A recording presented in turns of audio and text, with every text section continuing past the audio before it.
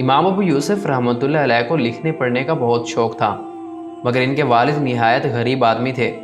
وہ چاہتے تھے کہ پڑھنے کی بجائے کمانے میں وہ ان کا ہاتھ بٹائیں۔ چنانچہ ایک دن یہ امام ابو حنیفہ رحمۃ اللہ علیہ کی مجلس درس میں شریک تھے۔ ان کے والد پہنچے اور زبردستی ان کو اٹھا کر گھر لے گئے اور سمجھایا کہ ابو حنیفہ کھاتے پیتے آدمی ہیں، تم ان کی ریس کیوں کرتے ہو؟ چنانچہ والد کی حکم کی تعمیل میں کئی روز امام صاحب کی مجلس میں نہیں گئے تو امام ابو حنیفہ رحمۃ اللہ علیہ نے دریافت کیا۔ امام یوسف کو جب اس بات کی اطلاع ملی تو وہ امام ابو حنیفہ رحمۃ اللہ علیہ کی خدمت میں حاضر ہوئے۔ امام صاحب نے آتے ہی پوچھا کہ اتنے دن سے درس کیوں نہیں آئے؟ امام ابو یوسف رحمۃ اللہ علیہ کہنے لگے، روزی کمانے کی مشغولیت اور والد کی اطاعت رکاوٹ بنی رہی۔ یہ کہہ کر مجلس درس میں بیٹھ گئے۔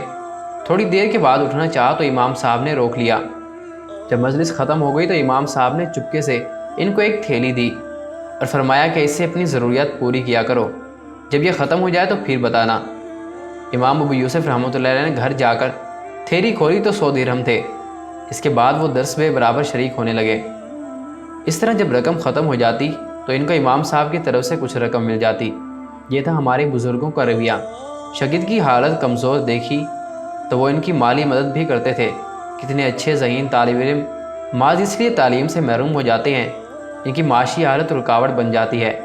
کاش یہ احساس ہماری ملت کے مالدار طبقے میں عام ہو جائے اور ہم بھی اس طرح ایسے طالب علموں کی مالی مدد کریں اور آخرت میں ہمیشہ کے لیے سرخرو ہوں۔